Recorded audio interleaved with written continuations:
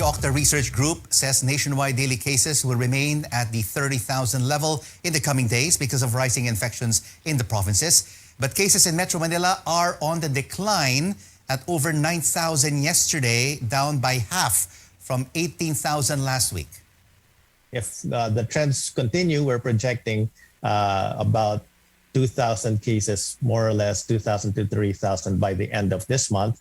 Hopefully by Valentine's Day, it will be down to about 1,000 cases per day in NCR.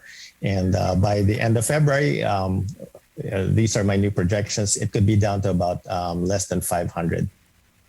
Today, the Health Department recorded over 32,000 new cases with 156 additional deaths and more than 16,000 recoveries. Active cases are at a new all-time high, above 291,000. Health Undersecretary Rosario Vergeire says it is too early to tell if cases have peaked in Metro Manila, as a number of people who turned out positive in tests remains high.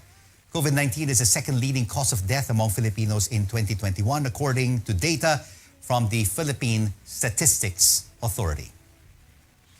The government plans to get more pharmacies and clinics to help provide booster shots against COVID-19, as hundreds showed up during its rollout in Metro Manila.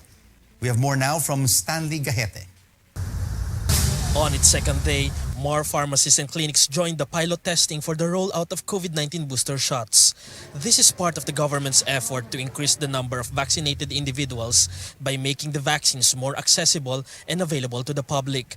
Vaccine czar Carlito Galvez Jr. said they tapped different private pharmacies and health clinics in Metro Manila to hasten the COVID-19 inoculation, since many health workers now are affected by the Omicron variant. Qualimed Clinic in Makati accepted the initial rollout of booster shots. Mas mabilis since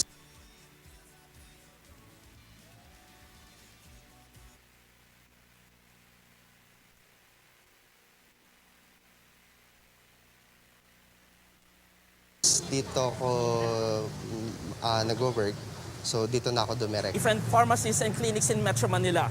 Vaccine czar Carlito Galvez says they are in direct contact with these establishments for the continuous supply of vaccines and syringes. Galvez said their initial assessment of the rollout was successful since the public accepted the program. The National Task Force Against COVID-19 targets to limit the booster shots to only 50 individuals per pharmacy or clinic, but this could exceed depending on the demand. After 2 years, there is a solution. And there is supply. There's overflowing supply and there is access. The government plans to expand this to more drugstores nationwide soon. Other countries have also adopted this strategy to fight the increasing COVID-19 cases. Booster shots are now available in different selected pharmacies and centers. For now, they prioritize A1 to A5 groups age 18 and up, or members of the adult population, but majority should come from the A4 working group. However, senior citizens and individuals with comorbidities are not included for now. Even those who have not yet finished their second doses and those who are age 17 below are not allowed. So meron siyang mga tinatawag na regular allocation and also special allocation para at least tuloy-tuloy yung pagbabakuna natin. Galvez also said that 1.2 million COVID-19 vaccines from Pfizer will arrive at the end of the month. 780,000 are allotted for children. And on the first week of February, another 1.6 million will come. By that time, they will also start vaccinating children aged 5 to 11. Stanley Gahete, CNN Philippines. A social weather station survey shows vaccine hesitancy among Filipinos has gone down. The poll from December 12 to 16 last year, with 1,440 respondents, says those who refuse to get COVID-19 vaccines dropped to 8%, the lowest recorded since May to September. Malacanang believes information campaigns led to the continuous drop in vaccine hesitancy. Acting presidential spokesperson Carlo Nograles says the We Vax as One mobile vaccination drive will be brought to train stations, airports, and tollways in the coming days to make it more accessible to motorists and commuters. The government earlier announced COVID-19 vaccines will be available from January 24 to 28 at the Parañaque Integrated Terminal Exchange, where 500 doses of AstraZeneca vaccines will be available daily and walk-ins will be allowed. Health experts give advice on how to prepare children for inoculation as the government begins their COVID-19 vaccination next month. Paulo Barcelon has the details. As the government prepares for the rollout of COVID-19 vaccines for children 5 to 11 years old, experts are giving parents advice on how they can help their children deal with this experience. Currently, the Philippines only allows the use of the Pfizer vaccines for children aged 5 to 11. It will be given in smaller doses, and their vials will have an orange cap instead of the purple ones used for adult doses. First and foremost, it is important to assure children that vaccines are safe and effective. Kailangan maintindihan ng mga bata na ito ay proteksyon para sa kanila at sa mga kasama nila sa bahay. Kasama Their time and be patient in explaining to children the vaccination process. This is because children may hesitate to go back for their second dose if they do not feel good when they get their first shot. It's also helpful to use terms such as getting a pinch instead of an injection to encourage children to get vaccinated. Children may also be shown videos or photos of vaccination to show them how it will be done. Come vaccination day, parents should prepare their kids' documents and bring them to the vaccination site. Make sure too that your kids are masked up. Meron naman pong maraming pwedeng sources of proof. If possible, to bring birth certificate, that's usually the best evidence. But there are also in our guidelines other list of possible evidences. If your child is about to be vaccinated, try distracting them when they are about to be pinched. Asking your child to close their eyes may also help. Give your children comfort by either sitting or standing beside them during the shot. You can also hold their hand to dispel their fears. Ice packs may also help children who may experience pain after vaccination. After getting their dose, it pays to praise your child. Give them a small gift or token. The health department says part of the strategy to avoid confusion once young children start getting vaccinated is to have dedicated sites as well as vaccination teams and days catering only to children. Children with underlying illnesses should secure clearance from their doctors before getting their coronavirus shots. Paulo Barcelon, CNN Philippines. Another change in the rules for our kababayans coming home, those who recently recovered from COVID-19 but still test positive in their pre-departure RT-PCR test may still enter the country, subject to certain requirements. The Pandemic Task Force says returning Filipinos should also present a medical certificate stating they have completed the mandatory isolation period and are no longer infectious and have been allowed free movement. Upon arrival, the traveler also needs to undergo a facility-based quarantine. Kung fully vaccinated at galing sa green list countries, territories, or jurisdictions, kailangan nila mag-facility-based quarantine prescribed for yellow list countries, territories, or jurisdictions for fully vaccinated arriving passengers.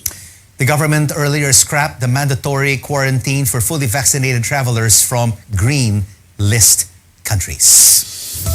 And straight ahead, the political party backed by President Rodrigo Duterte adopts a presidential daughter as its vice presidential candidate. But who will be their presidential bet? And state investigators arrest 5 suspects linked to the cyber hacking of a banking giant. Keep it right here on CNN Philippines. News you can use, news you can trust.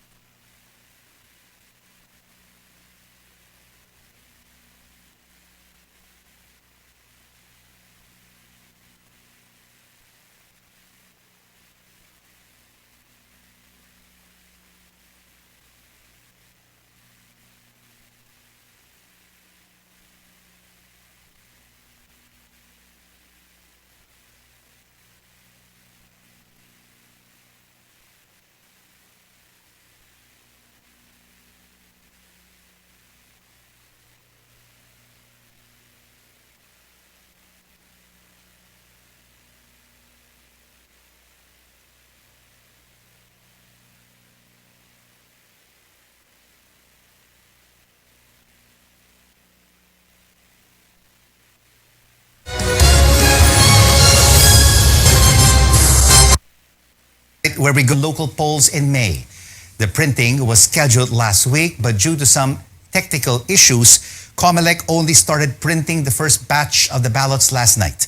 According to spokesman James Jimenez, the National Printing Office started the press work of 60,000 copies of the local absentee voters' ballots. The LAVs are manual ballots wherein the voter will have to manually write the names of their chosen candidates. These ballots will be used by those on duty on election day. After finishing the first 60,000 copies, COMELEC will then begin printing at least 80,000 more for registered Filipino voters abroad and for the Bangsamoro region. The poll body aims to print 67.4 million ballots on or before April 21, or exactly 3 months from now. Updates now on some 2022 aspirants. The Cusi-led faction of ruling party PDP Laban adopts Davao City Mayor Sara Duterte as its vice presidential bet. The wing led by Senator Manny Pacquiao, however, denounces the move, saying this is a desperate attempt to hold on to power. But for the camp of Duterte's running mate, Bongbong Marcos, the adoption by the ruling party deserves utmost respect. Labor leader Calyoli de Guzman wants to shorten working hours from 8 to 6 a day while still maintaining same benefits and wages. He says this is so millions of new jobs can be created. The Partido Lakas ng Masa standard bearer also proposed to impose a one-time 20% wealth tax on the country's top 500 families to finance his 1 trillion peso economic recovery plan. Senator Manny Pacquiao criticizes the Agriculture Department for saying that Typhoon Odette caused the fish shortage. Pacquiao says it was a lousy excuse to justify fish importation. He calls on the agency to extend aid to local fishermen.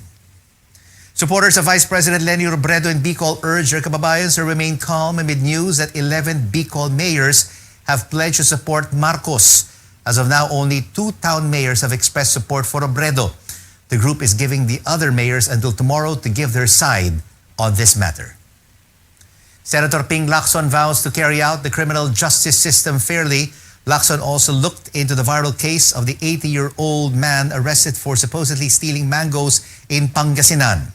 The senator says the caretaker of the lot, a truck driver, has also become a victim as he cannot go to work because of bullying online. Lacson adds the caretaker is willing to settle but asks this information be rectified. 5 people allegedly behind the massive hacking incident that targeted customers of Banco de Oro Unibank last year have been arrested. The National Bureau of Investigation said 2 of the suspects, both Nigerians, were caught in an entrapment operation in Mabalacat, Pampanga last January 18th. The 3 other suspects are Filipinos and were arrested in a separate operation. More than 700 BDO customers fell victim to a heist perpetrated by an unidentified group of hackers last December. BDO has yet to issue a statement. At the Manila North Harbor, nearly 100 passengers have been stranded because of the no vaccination, no ride rule. But it's possible they will get to travel by Monday. Philippine Ports Authority General Manager Jay Santiago told CNN Philippines. The port operator says it is coordinating with the shipping lines on the issue. We will ensure that they will be able to board that vessel on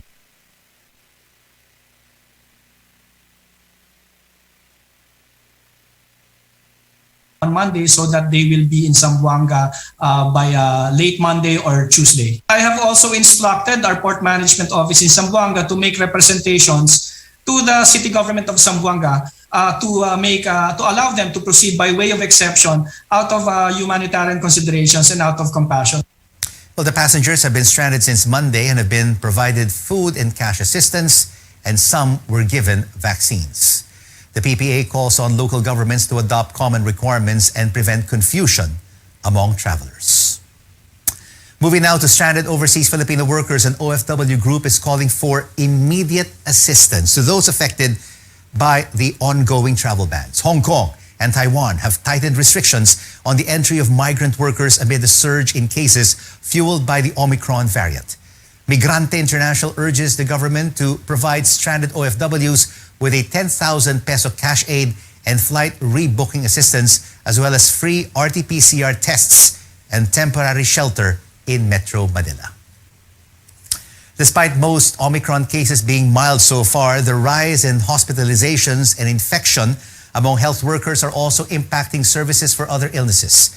Caroline Bonkin tells us among the most affected are dialysis patients.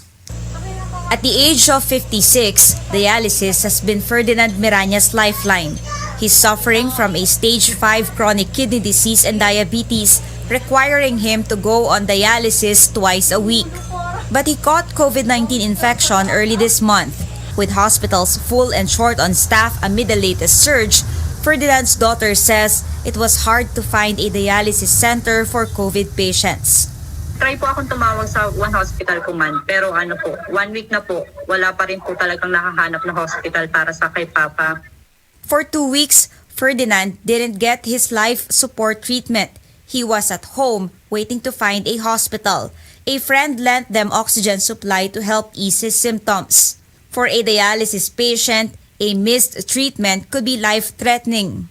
Sobrang manas na nagpapahirap na rin po siyang huminga. Akala po namin bibitaw na. They recently found a private COVID dialysis center, but their next hurdle is payment. Dialysis for COVID patients is more than triple the usual 2,000 pesos they pay per regular treatment with PhilHealth. At private centers, it costs at least 8,000 pesos.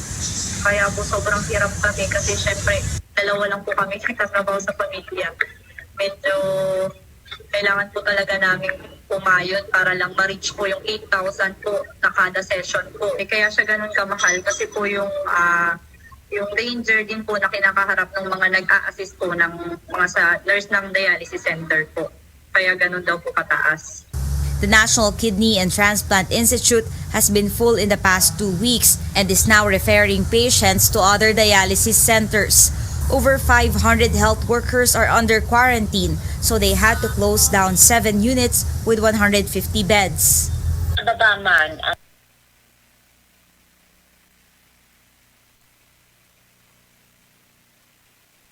Ang number of cases. Pero yung mga For special PhilHealth care rate for dialysis patients, better coordination to help find vacant dialysis centers, and to help lower the cost of treatment. Hanggat maaari po agaran kasi yung iba po talaga, hindi po sila namamatay sa COVID namamatay po sila kasi hindi sila nakakapag-dialysis. Hindi lang po kaming mga dialysis patient yung apektado, pati po yung mga may cancer na nagkikimo. CNN Philippines relayed the dialysis patients' concern to DOH and is still waiting for their response. Caroline Bonkin, CNN Philippines.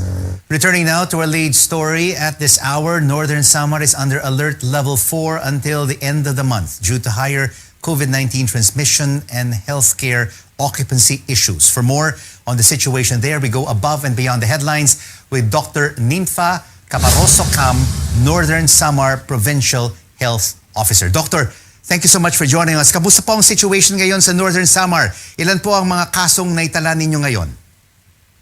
Sa araw na ngayon po ay we have 455, which is an increase from our 359 from yesterday. And, but our hospitalization has gone down from 69 to around 47 today. And ilan po ang mga ospital sa Northern Samar are attending to these COVID cases? Ang provincial hospital po, yun ang level 1. Ito po yung pwedeng mag-admit ng mga moderate cases. And then we have another level 1, which is 50-bed capacity. And then we have 7 other district hospitals na 10-bed capacity siya.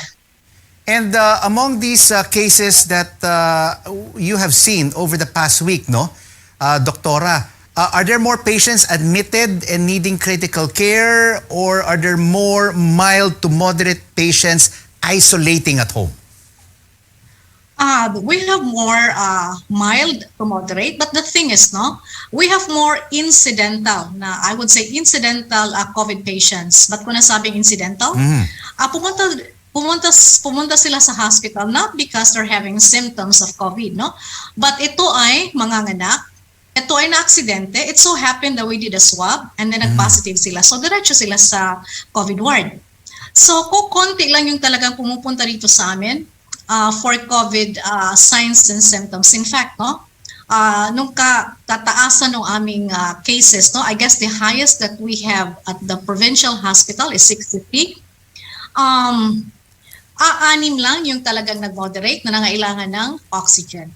So we're seeing more and more mild cases. And these mild cases, no, most of them are isolating at home.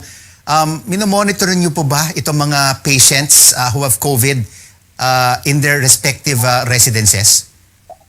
Ang mga municipal, no, ang municipal LGUs, ang mga RHUs, rural health units, ito yung nagmo-monitor sa kanila. As far as the provincial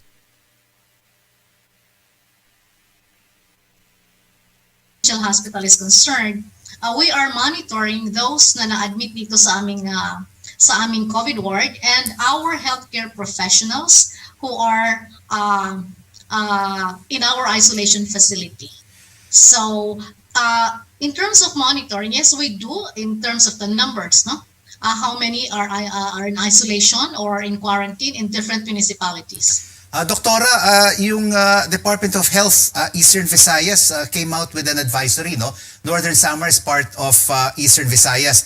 And they mentioned in their advisory about the reactivation of COVID-19 surge capacity and the increase of dedicated beds in all healthcare facilities. Kung marami itong more mild cases rather than severe cases, hindi po kailangan ito. Kasi po, tulad ng sinabi ko, napakarami ng incidental, no? They came to the hospital not because they're having signs and symptoms of COVID, but because eto nga nanganak, no? Vehicular accidents, urinary tract infection, and other medical cases. Since it is our protocol, no? Na lahat ng ina-admit dito ay sinaswab. So it turned out that they're positive. So kaya napupunta sila sa aming COVID ward. As I've said, no, hindi karamihan ng na-admit namin are because they are COVID-related signs and symptoms na reason for admission. So importante rin po itong reactivation, no, ng Department of Health Eastern Visayas. Tungkol po sa bakuna, how many now are fully vaccinated in Northern Samar and have been boosted? I don't have the exact figures right now nung nagkaroon ng booster, no? But as of Monday, no, nasa 69% yung aming vaccination rate. And are there still people, our kababayans in Northern Samar who are refusing to get vaccinated? Meron pa bang vaccine hesitancy? Oh yes, definitely, no? Merong iba dyan na grupo because of religious beliefs. Meron naman dahil itong mga to ay talagang nasa mga tinatawag natin GIDA areas, no? So difficult to go there. But nung na-impose yung hindi na pwedeng pumasok sa mga different establishments, ngayon dinadagsa ang aming mga rural health units, yung aming mga vaccination centers, no? Dati kaming naghahanap ng babakunahan, ngayon sila naghahanap ng bakuna. And how are you convincing them po to get vaccinated and get protected from COVID-19? Marami tayong meron tayong mga radio plugs, meron tayong mga pinapalabas ng aming Provincial Information Office. But as I've said, no, because inimpose na ng mga local government units, yung hindi pwedeng pumasok sa mga government and private, no, establishments, yung walang bakuna at saka yung sa workplace, hindi pwedeng pumasok, no, kung wala ka rin, hindi ka rin fully vaccinated, or in the absence of vaccination, you have to have your RT-PCR or rapid antigen at your own expense. Mukhang it's working, no? Hindi na namin kailangan kumbinsihin, sila na mismo ang nagpapabakuna. Ayan, you mentioned po about testing, no? Do you think that there's sufficient tracing and testing in Northern Samar para makita po natin yung gravity, yung laki nitong Omicron or Delta sa probinsya?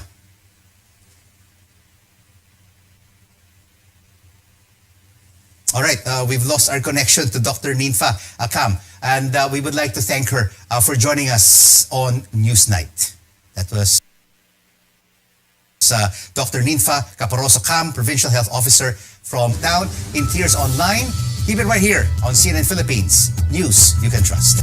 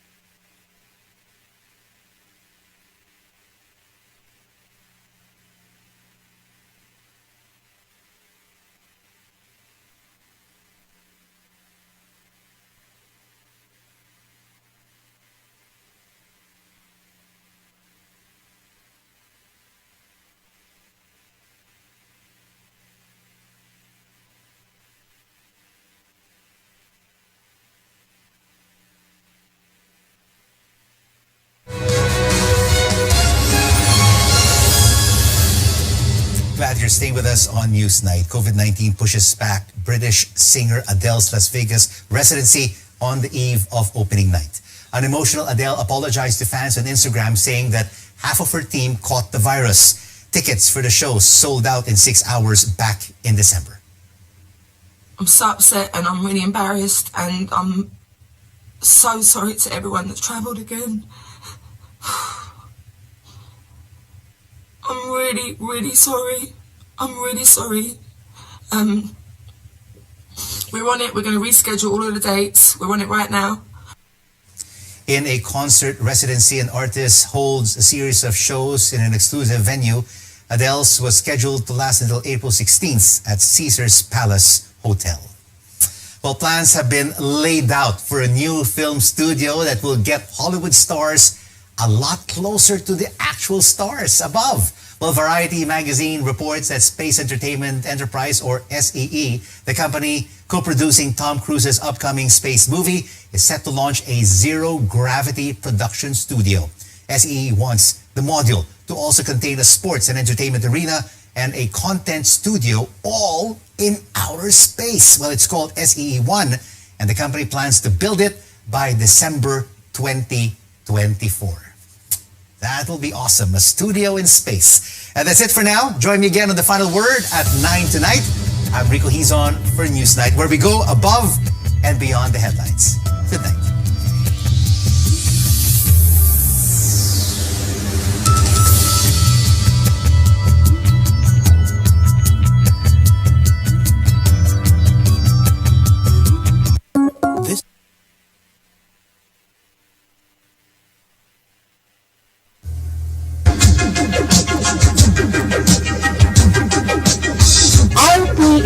Radio Philippines Network Incorporated, DXPO.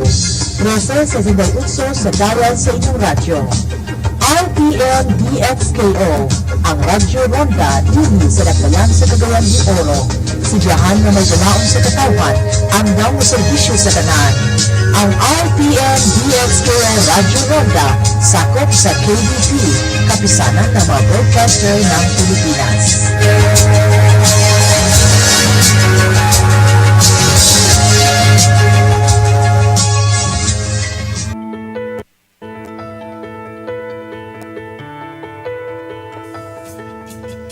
The start of a new year means a list of new resolutions, and chances are losing weight is high on your list. But research shows only a small percentage achieve this goal every year. That's because many of us resort to crash diets and intense programs that are usually short-lived. Incorporating a few easy habits into your daily routine can make a huge difference in the long run. On the program today, we'll talk more about these health hacks for a new and improved you. I'm Dr. Freddy Gomez. Welcome to MedTalk Health Talk right here on CNN Philippines.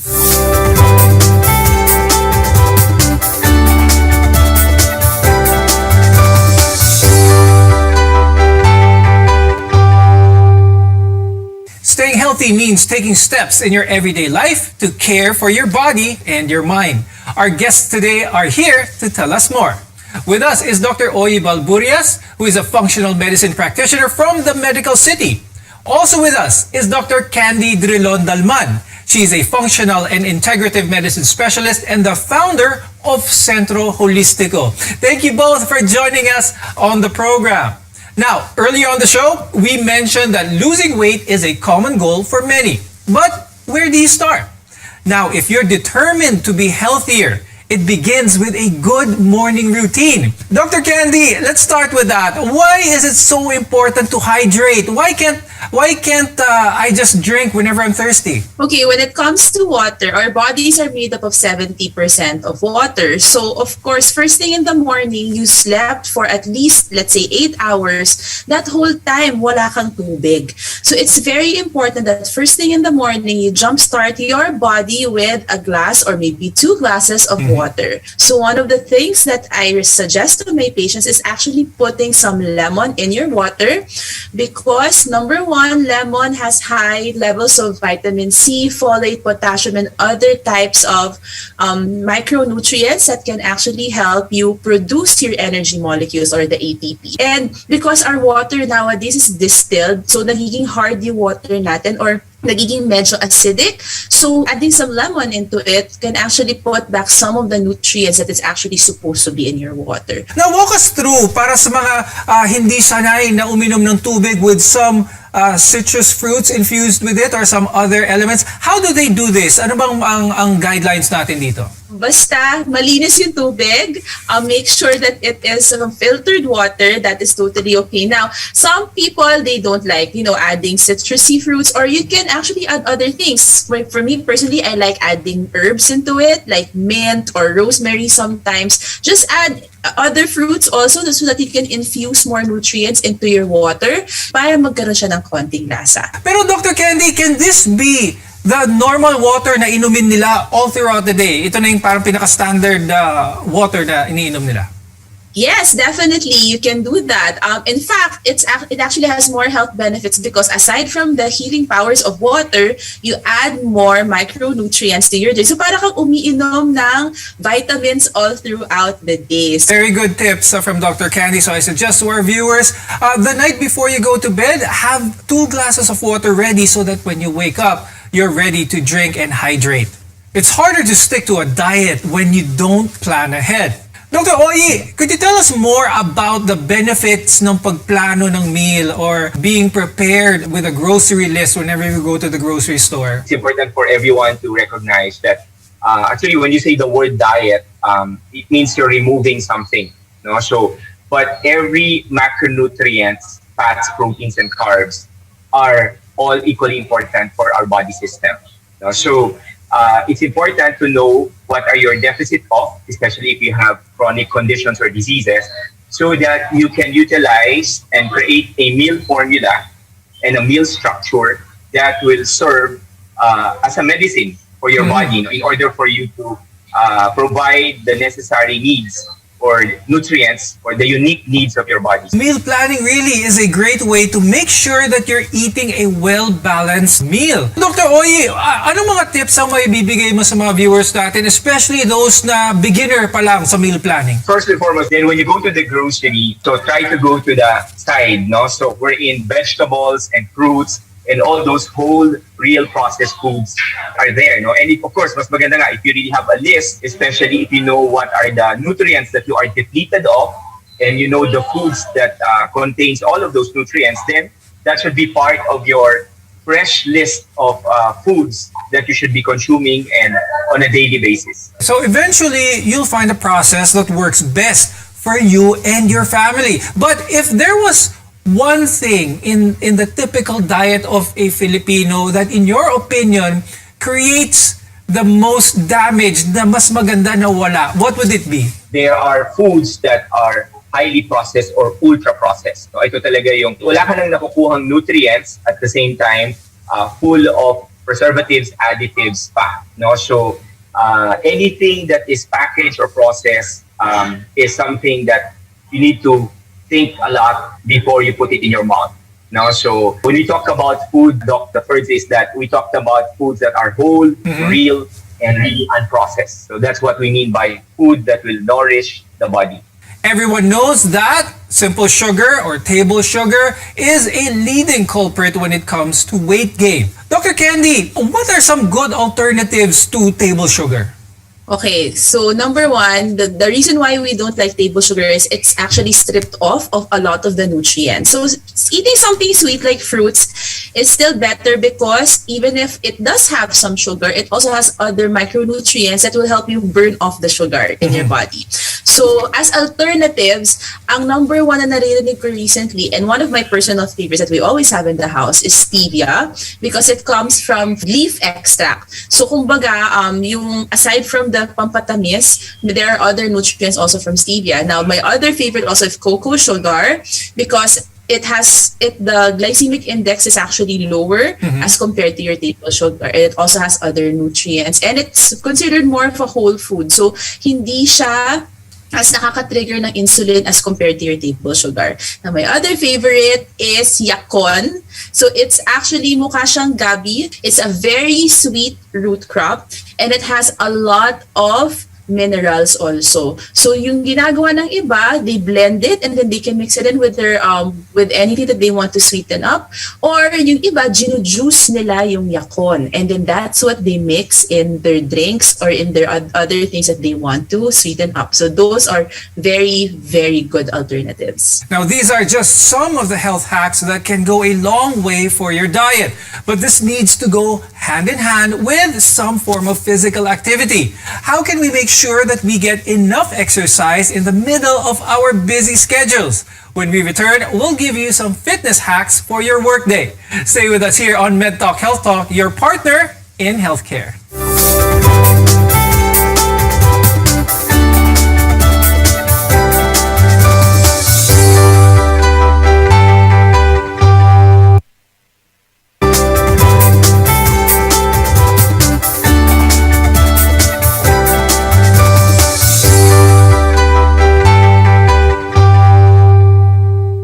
I'm Dr. Freddy Gomez and welcome back to Med Talk Health Talk on CNN Philippines, where caring is our calling. The pandemic has changed the way we live, including our exercise routines. The closure of gyms, fitness studios, and parks have hindered us from our usual workouts. On top of that, most of us sit in our desks from morning even up to night, only moving to go to the kitchen or the bathroom. Now, we need to consciously find ways to get the physical activity that we need. Before we give you some of these health hacks, Dr. Oye, let's talk about the benefits of physical activity or increasing the movement that we have during the day. Because here on Med Talk Health Talk, we always emphasize the need for a well-balanced diet and exercise to stay healthy. Well, of course, Dr. Freddy, exercise is medicine because, well, exercise can benefit several systems of our body, most especially now during the pandemic. Now, exercise can really boost, strengthen, and modulate the response of your immune system. Definitely, exercise provides a lot of neurotransmitters. Exercise also provides endurance both for our heart as well as for our lungs, so that we can easily perform a lot of activities. It's just important to know that exercise as medicine also requires a personal prescription. So it's important for you to know what's the exact frequency, intensity, as well as duration and the type of exercise that your body will benefit from. Since the onset of the pandemic, many of us find ourselves sitting for extended periods of time. And this has been linked to several medical conditions, including obesity, as well as high blood pressure. Now, a useful hack is to take a stretch break every so often. Now, this can boost your energy, increase your focus, and even improve your mood. Dr. Candy, pag-usapan natin yun, is stretching enough to be able to get that vigor back in our body, to be able to get that movement that we need? Well, for one thing, stretching is a good start, definitely. Especially if you've been sitting down, like if you're working from home, you're seated in front of the computer the whole day for 8 hours. Having a stretch break is a very good start already. At least kumbaga nababanat natin yung mga buto natin, and your muscles and even your lymphatic system will have actually a very good benefit from stretching. So just make sure that when you stretch, you know that you're not feeling any aches and pains anywhere, or you actually stand up and not just stretch while you're sitting down, to make sure that you're activating the entire body. So yes, that is a very good break. But if you can actually get up and take a quick walk or do a very quick exercise, is actually better than a simple stretch during your work breaks. So stretching is okay, but as Dr. Candy mentioned, increasing that heart rate even just a little bit is also very beneficial. Now, all it takes is setting aside maybe 5 minutes between work hours to stretch those muscles or walk a few steps. Now, before your workday starts, another good way to start your morning is by exercising or having some form of physical activity. Dr. Candy, can you give us some fitness hacks that our viewers can do from home? Okay, so for our recommendation, usually the minimum exercise that a person needs to do is 150 minutes a week of cardiovascular exercise. So that's your walking, jogging, or sprinting, etc. And then 2 times a week of strength training. So that's your calisthenics, your weightlifting, etc. So yun yung general tip. So when it comes to weightlifting, even simple exercises at home, such as yung paggawa ng squats or push-ups, body weight exercises are already good. That's already considered your strength training. Now, when it comes to your cardiovascular workouts, for you to be able to cover the 150 minutes a week, that's simply 30 minutes a day. So, staggered mo na all throughout the week. So, you can do first thing in the morning, put on your workout clothes, walk outside, or if you have your own treadmill or bike at home, you can do that right away. Just wake up a little. For example, lagi ka nagmamadali or, laging late nagigising, just make that extra effort to wake up 30 minutes earlier every day just to get that workout in. That will make a big difference when it comes to your health. Dr. Oyi, we now know you mentioned how important it is to have some physical exercise. Pero ang tanong is, how often should we be working out to be able to start losing some weight? Well, exercise and movement, Dr. Lee, is different. No? So important on a daily basis, we need to have an adequate movement per day. No? So for us to really stimulate the system. No? So at least before you start your day, either with stretching exercises that will for 20 minutes that will allow for you to sweat a little bit, that's enough already. So 20 minutes per day of stretching exercises or any form of movement like walking, so enough already. And now that restrictions are easing up, it might help to go out for a walk or a very light jog every so often. Walking and jogging are some of the best ways to get exercise as well as lose weight. But ultimately, finding a workout that you enjoy will ensure that you stick to it. Research shows that your mental state can significantly influence your health. With the many stressors brought by the pandemic, how can we reduce anxiety and improve our mental well-being?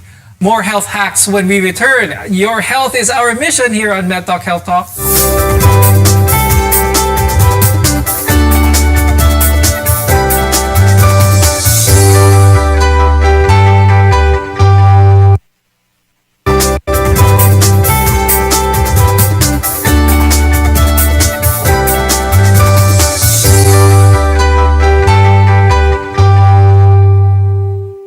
I'm Dr. Freddy Gomez, and this is MedTalk Health Talk, your partner in healthcare.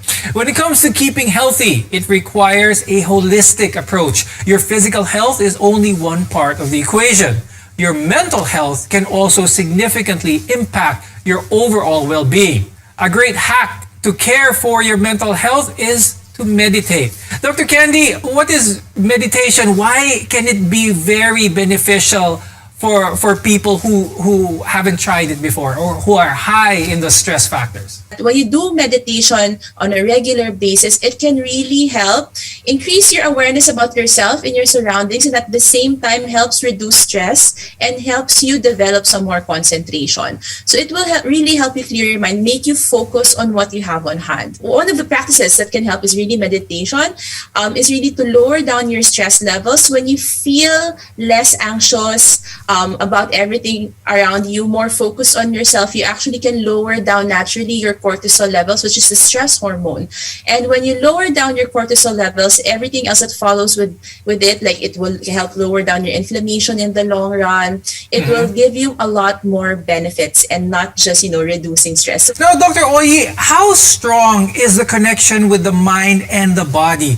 Is it possible for someone to eat everything correct, exercise properly, but if their mind is not in a good place, could that still trigger all of these ailments? Mental stress, psychological stress, emotional stress becomes harmful when it becomes chronic, when it becomes sustained. And as mentioned by Dr. Candy, when stress becomes chronic, it will create a biological response to our body in order to try to protect us. But sometimes if stress is chronic, especially if your stressors are not worth stressing about, that can actually create also biological responses or biological imbalance. So when you're chronically stressed, that would have an impact on the inflammatory response, as mentioned by Dr. Candy, that when inflammation is sustained as well, that could contribute to you why you're having recurring or chronic headache.